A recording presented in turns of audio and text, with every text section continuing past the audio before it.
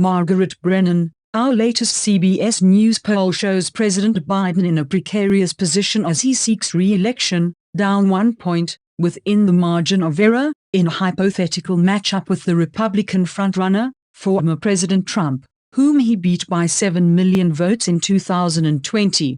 Questions about Mr. Biden's age seem to be taking the toll. Only 1/3 of voters think he would definitely finish a second term if re-elected. As for Trump, just over half are sure he'd finish his term if returned to the White House. Joining us now to discuss it is our Elections and Surveys Director, Anthony Salvanto. Anthony, good to have you here. The Vice President, Kamala Harris, told me last week Joe Biden is going to be just fine. It doesn't seem like voters are convinced. Anthony Salvanto, they are not entirely convinced, and there is concern, and that speaks to uncertainty. In this way, when people don't think that a candidate is going to finish a second term, they're less likely to vote for that candidate, and that's certainly happening in the case of Joe Biden. It's also happening with Donald Trump. Now, there's also a component here when people are asked, do you think these candidates are physically fit enough, are mentally, cognitively fit enough? And neither one of them inspires overwhelming confidence here. But it's not accruing well for the president right now. You see a substantial number of voters who are unsure that he is, and that is helping Donald Trump, those voters switching. And even in the case of Donald Trump, you don't have an overwhelming number of voters who think he is physically fit or cognitively fit.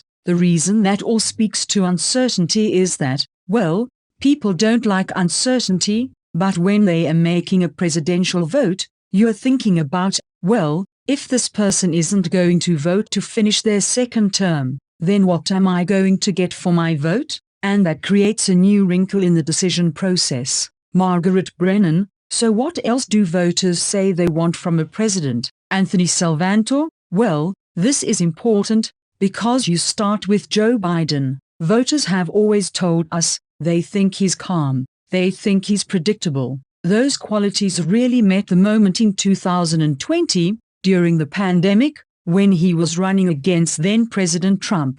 Well, today, they want more. They want someone that they think is tough. They want someone that they think is energetic. And those are qualities they do not ascribe to Joe Biden. But Donald Trump does do better on those qualities, and that's important. And then there's this. Donald Trump's voters overwhelmingly say one reason they are voting for him is, they think things were better under him. And that relates to the economy. It relates to people's finances. I mentioned the pandemic. We look at whether people say they are doing better or worse now than they were before the pandemic. And people say that they are not. By 2-1, they say that they are still worse off than better. And those people are voting for Donald Trump. That's kind of classic. If you're not better off, you vote for the out party. Margaret Brennan, it's interesting people are focused on those first years of the Trump presidency, rather than the pandemic years of the Trump presidency. But we're really early in this. Anthony, why are you polling when we don't officially have a Republican nominee a head-to-head race? Anthony Salvanto, yes, it is very early. But, number one, you have Donald Trump so far out in front in the Republican primaries. The indictments haven't hurt him. They have only really helped him. So you have this presumption that we're going to get a rematch. And that is unusual. And, look, anytime you have something that's unusual, you want to understand it as soon as possible. Margaret Brennan, right? Anthony Salvanto, another point for context here, right? Democrats are going to look at this. That is a shift, as you said, from Biden's fairly comfortable 2020 win to where it is now. In the summer of 1995, Bill Clinton was down to Bob Dole. In the summer of 2011, Barack Obama's disapproval rating was hitting all-time highs.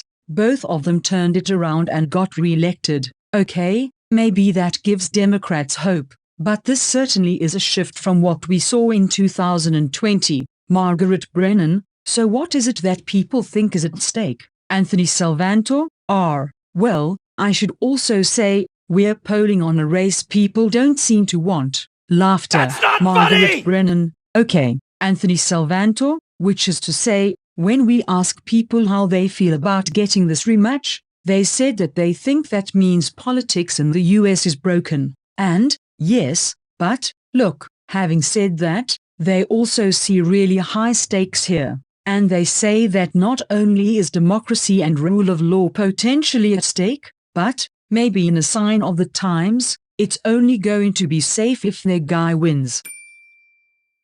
They cheat.